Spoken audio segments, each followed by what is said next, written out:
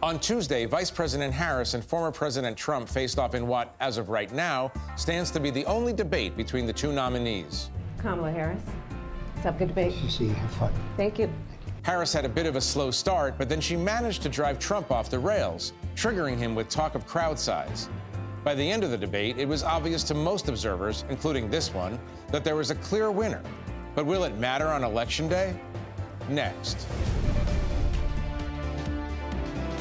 This is Washington Week with The Atlantic. Corporate funding provided by Consumer Cellular.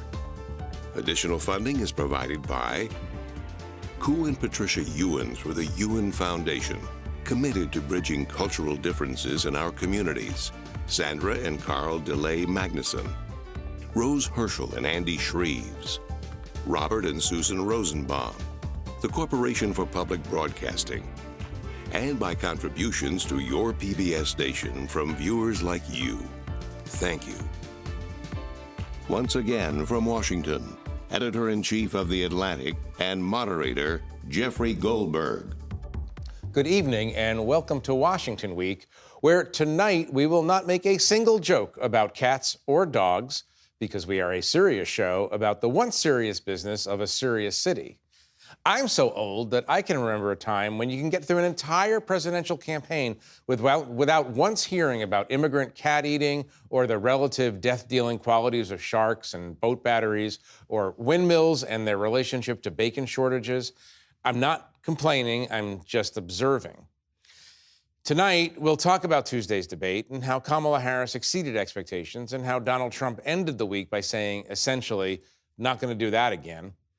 We're 53 days out from the election, and I'll discuss the state of the race with Ashley Parker, the senior national political correspondent for The Washington Post, Eugene Daniels, a White House correspondent for Politico and co-author of Playbook, Jerusalem Demsas, my colleague and a staff writer at The Atlantic, and the author of the new book on the housing crisis, and Asma Khalid, NPR's White House correspondent and an ABC News political contributor.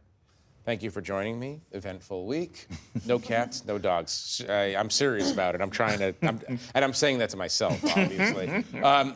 Jerusalem, let me start with you. This is a fact insufficiently known in Washington, as far as I'm concerned, but you were voted Speaker of the Year for the American Parliamentary Debate Association as a college debater, which meant that you were the best college debater in America. So you're the expert. You have the floor. Tell us what we saw Tuesday night. Tell us not just what we heard, but tell us what we saw. Well, you definitely didn't see a college debate on Tuesday night. So you mean the level was too low? Exactly. Yeah, exactly. Got it. All right. It's funny. Yeah. I mean, when you're in college debate, you like to think that most of what's happening is, are your arguments winning? But there's this, element that you realize, especially as you start getting good later in, college career, that a lot of it also has to do with how people are perceiving you. And you can see that, Vice President Kamala Harris really knew that. She was really trying to get under her skin. She was using her facial expressions to inspire a level of ridicule in the audience and from the, the metaphorical judges, the voters, that there was something ridiculous about him. Without having to respond to specific arguments, she was able to inspire a sense that, you don't have to respond to the cats and dogs. All you can say is, what is there to say to this other than we're going to move on?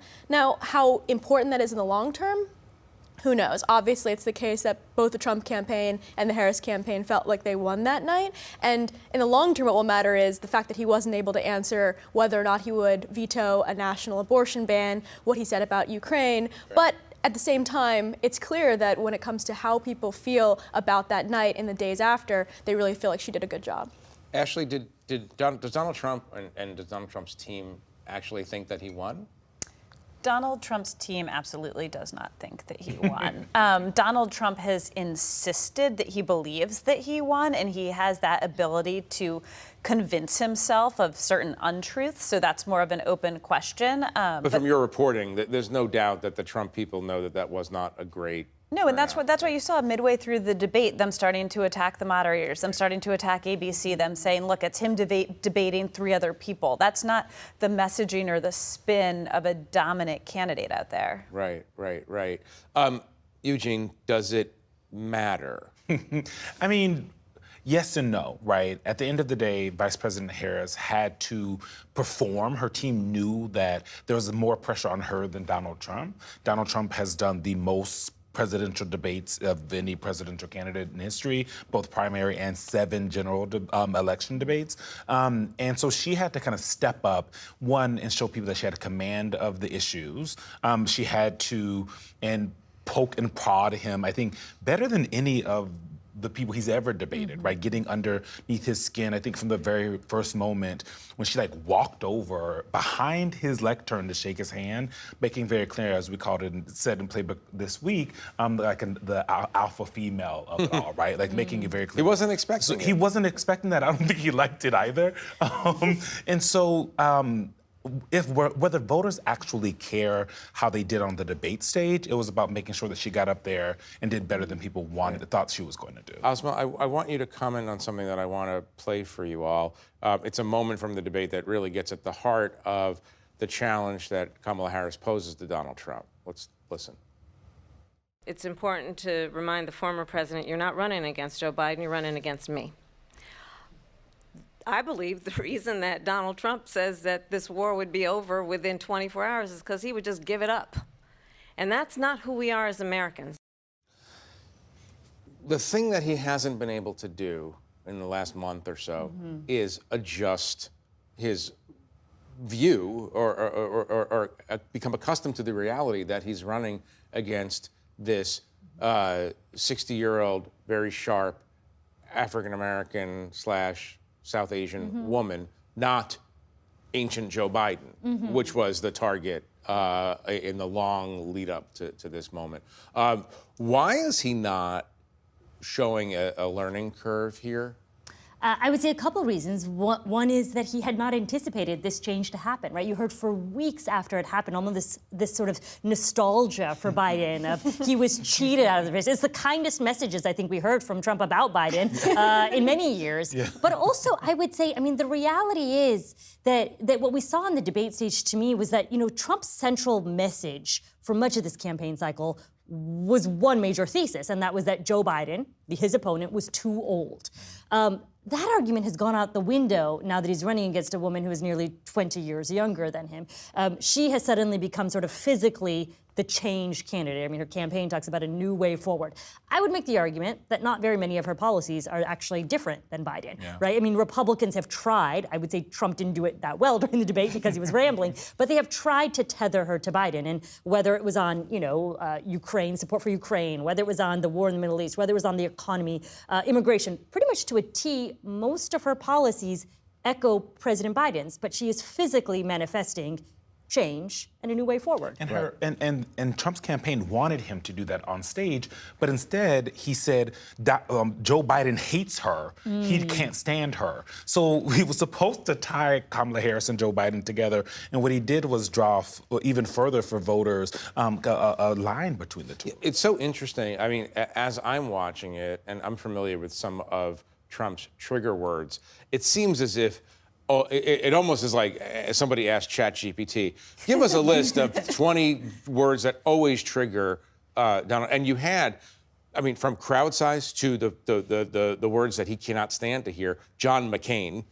With the thumbs down hand gesture, and also more subtly mentioning Wharton, that he has a lot of pride in to rebut his economic argument. I mean, those Easter eggs were both subtle and very blatant. So the goal was to psychologically undo him.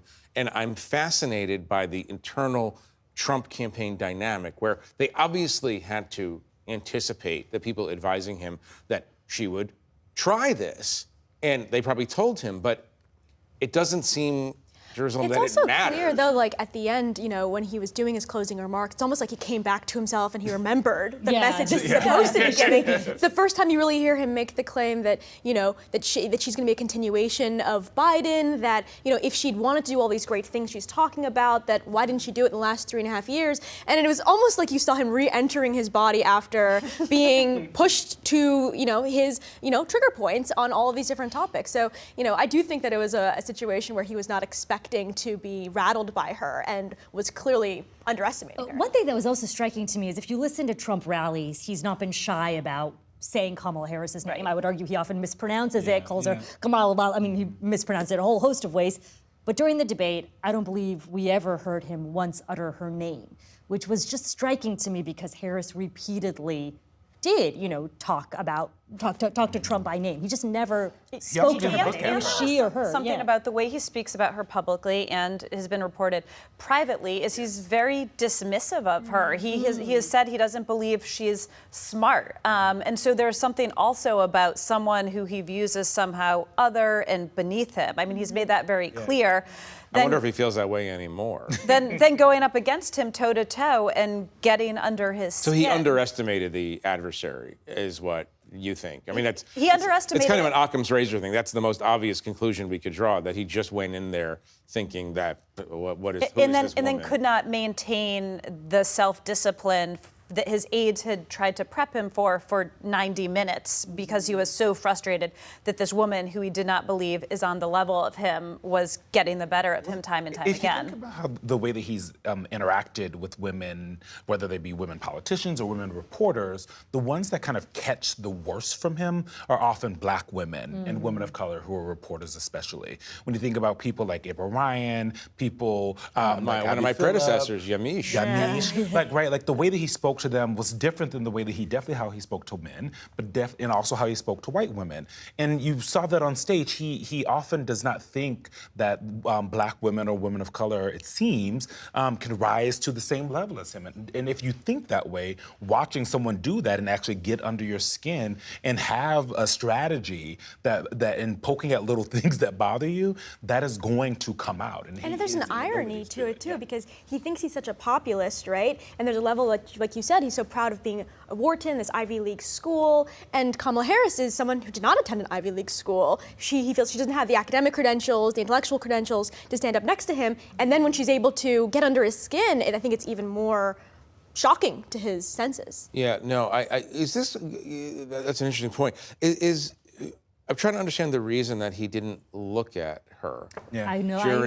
I wonder if it goes to something that Eugene is talking about, or if it goes to a strategy of. I mean, she was directly right at him, and and it can be interpreted as fear. It can be interpreted as contempt. It could be interpreted as just I'm going to look at the audience the whole time, and I don't care about her. I don't know what. Or I'm not going to look at her because I might get too pissed off and make a face that might turn off the white suburban women. But that assumes a level of discipline. No, I'm saying, discipline in his approach, and obviously, I'm just imagining, and there's a little reporting around, but I'm just imagining that she's going to try to get under your skin. Yeah. She's going to try to get under your skin. And, obviously for Kamala Harris, they did endless prep. And real debate prep. Because he does not do that, right? He talks about it as like going out and talking to the people and doing his rallies is the way that he does debate prep. That did not work. She did actual debate prep where former Hillary Clinton aide, Philippe Rines, who played Donald Trump for Hillary Clinton, did the exact same thing for her, where they sat near each other and had an actual debate. Right. And Philippe, we know him from years of covering. Philippe is a person, I'll put this diplomatically, he doesn't mind getting under your skin when it's when it's appropriate to the moment from his perspective. He could go method Trump. Yeah. He didn't leave character, actually, that they say. I want to play something else. This is a compilation of Trump's statements from that night on a particularly dark theme. Our country is being lost. We're a failing nation. If she's president, I believe that Israel will not exist within 2 years from now. We're playing with World War III, and we have a president that we don't even know if he's... Where is our president? We're a failing nation. We're a nation that's in serious decline. This is the most divisive presidency in the history of our country. There's never been anything like it. They're destroying our country. So on the general theme of I'm old enough to remember X, I'm old enough to remember Ronald Reagan, Morning in America, Ronald Reagan as the sunny Republican antidote to the malaise and the moroseness of the Carter years. And, the Republicans are traditionally the party that says, it's all sunny uplands. America's a great place. It's the party that in recent years has embraced visible signs of patriotism. This is dark. I mean, this is really, really dark. Ashley, what's going on here in his mind? Maybe nothing new, because this harks back to American carnage, but I was really struck by this view of America as this dystopia. Well, if you've been paying attention to his rallies, his posts on social media, his interviews, he for a while now has been painting this incredibly vivid, sort of grotesque caricature, dark, dystopian, and generally utterly fictitious of America. And so, for instance, I mean, I could take the whole show, but I'll be quick. He talks about transgender kids going to school. You send little Johnny off to school in the morning, and they come home from school having undergone gender reassignment surgery is one. He talks about how you can't go out to get a loaf of bread without getting raped, mugged, or shot. He talks about how people are aborting kids after birth, which is actually infanticide and illegal. And he talks about, I apologize for bringing this up here, but immigrants in Springfield, Ohio, eating cats and dogs. And that is just the image of the nation that he is painting. He thinks it will work to his political benefit, clearly, but some of those are just so caricatured. I mean, there's parents who send their kids to school and can't get them to come home doing basic math, right? The idea that surgeries are going on in elementary schools is just absurdist. But go on with that theme. The question I have, maybe this is a strategy. I mean, it's not a strategy for expanding the base necessarily, but it's a strategy for keeping the base. Place. Yes. It's his familiar place, right? Like, I feel like even when you saw in 2020... Are you saying that dystopia is his happy place? I think dystopia is really, it's his comfortable place, right? Yeah. I mean, you go back to 2016, that cycle. When he first announced he was going to run for president, it was these allegations about Mexicans sending not their best into the country. Some of them are rapists. I mean, that is his familiar line. I think what is unusual and maybe different this time to me, particularly with the allegations about what's not true going on in Springfield, Ohio, is that he pinpointed a specific community. And as has been reported, I mean, that community is facing repercussions. There are real life schools are being closed, right? out of danger. Yeah. There's also a sense, though, that, you know, he is someone who excels when people feel like it's a change election, right? Like, there's a reason why he did not do well in a re-election race where he has to say, let's talk about how great I just did for 4 years. Like, you know, even if there were things he was pointing to around the economy that he thought were specific achievements, he couldn't inspire a sense of pride in America. I mean, obviously, it was a dark time. There was COVID in the country, so it's hard to do that. But he really does well when he inspires fear in the electorate. And his goal is to say, I'm here to be your champion against these dark forces that are amassing. And when he can't play that role, and in some ways, Harris is precluding him from doing that by not representing the previous administration, and she's kind of a new, fresh face. But for him, he wants to be a change candidate. He wants to be someone who's talking about how dark things are. Yeah. One of the most remarkable moments in the debate came when Trump was asked if he wanted Ukraine to win in its war against Russia, Russia's war against Ukraine, I should say. And the remarkable thing is he didn't say yes, which would be the easiest, most bipartisan thing for an American politician to say. Yes, I want Ukraine to win. And I want to play something for you. This is his running mate, J.D. Vance, talking at greater length about their view of this war. So listen to this. So I think what this looks like is Trump sits down, he says to the Russians, the Ukrainians, the Europeans, you guys need to figure out what does a peaceful settlement look like? And what it probably looks like is something like the current line of demarcation between Russia and Ukraine. That becomes like a demilitarized zone. It's heavily fortified so the Russians don't invade again. Ukraine remains its independent sovereignty. Russia gets the guarantee of neutrality from Ukraine. It doesn't join NATO. It doesn't join, some of these sort of allied institutions. So, Jerusalem, what's going on here? Well, we saw post, the Iraq War that the whole country's mood towards intervention really turned, right? Like Democrats, Republicans across the board. But there was still a sense in most of the foreign policy establishment, most of the leadership of both the Democratic and Republican Party that we have allies in the world and there are people you should fortify with and there are people that you stand against and liberalism is still a thing that people stand for. But Trump has always been very outside of that sort of dynamic, right? He doesn't view the rest of the world that way. He sees strong strong men that he allies with. People like Putin, people like Xi, and people like Netanyahu. And then there are people who he thinks are weak. And that's his vision of the world. He doesn't really see value in investing in his allies. He sees NATO as not a place where American strength can be found and can be built and allyship can be found, but a place where they're taking advantage of us, right? They're making us exactly, and they need to pay in more and are not doing enough. I do think he's also found, though, that there's domestic appetite for saying, okay, enough is enough, right? With sort of endless support for Ukraine. Because, this is an argument, it's an argument you'll hear when you go out and talk to voters in certain parts of the country, that they feel like their roads aren't being built or that their schools aren't sufficient or that they don't have enough money for groceries. Now, whether these things, I'm not saying if you stopped sending money to Ukraine and weapons, you would suddenly have money to build, state-of-the-art schools. But there is a frustration with high costs of things here, and people see that. It seems, and maybe this is a failure on the Biden administration's part to explain something, but the money that's going to Ukraine is in the form of weapons that are built, made in America, in American factories by American workers, paid for by the U.S. government. But not to put it in a cynical sense, but it's also a jobs program. So it doesn't. We heard this at one point from the Biden administration. And that's the thing. They did that for a while. I was so confused that they didn't keep harping on that, right? Like it is such an easy to me, and maybe you guys disagree, but like easy to tell the American people, we're selling this. You guys don't understand, but we're sending these because we're also doing the jobs here. Everything we're sending over there, we're replacing here. The job and we're not sending troops. And we're not sending troops. Your daughters and sons are not going. The signal difference between this and But that Iraq, message does not seem to have resonated. Well, they didn't do it for very long, right? It popped up in a couple of speeches, and then they just moved on from it. And it to this day, it's probably one of the best arguments they have for continuing to send it for those who have issue with it. I want to ask a question about a controversy involving something that Kamala Harris has said.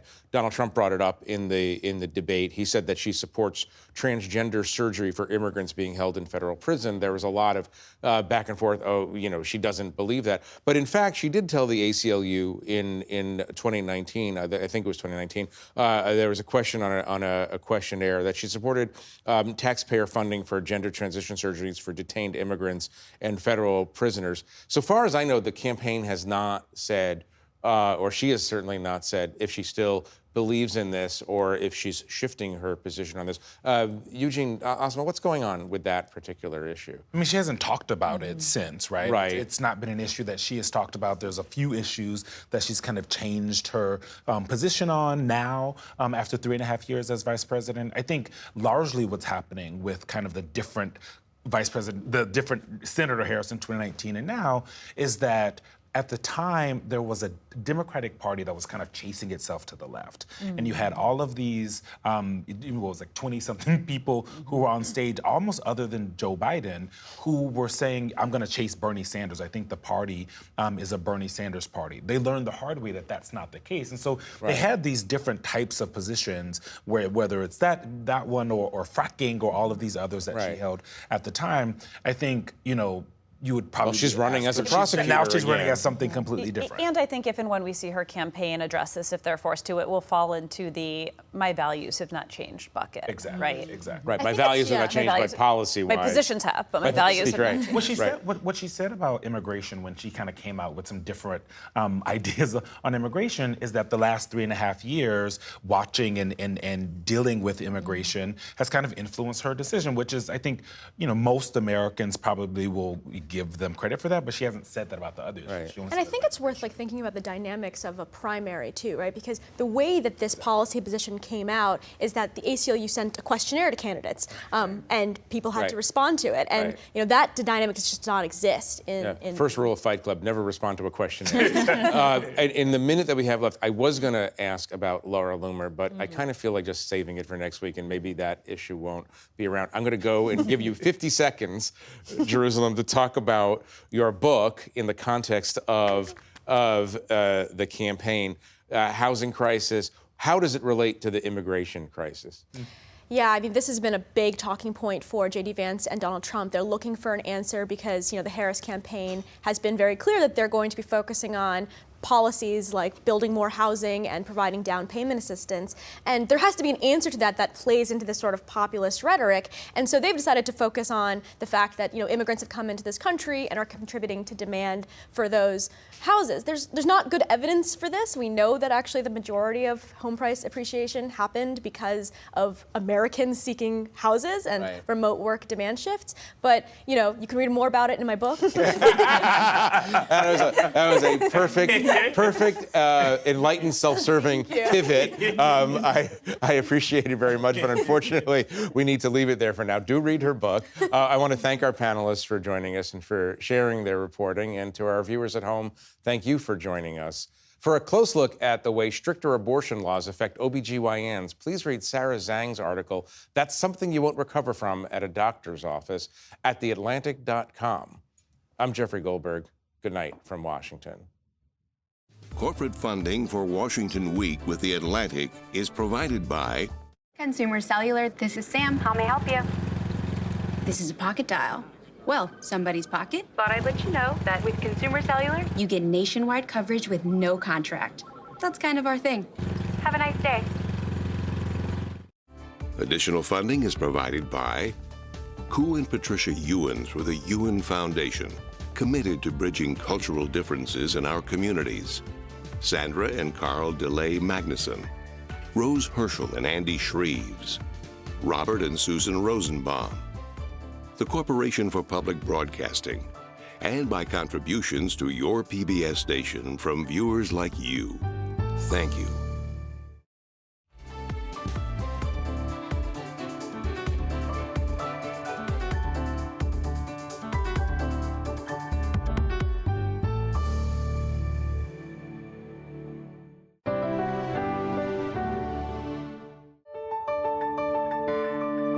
You're watching PBS.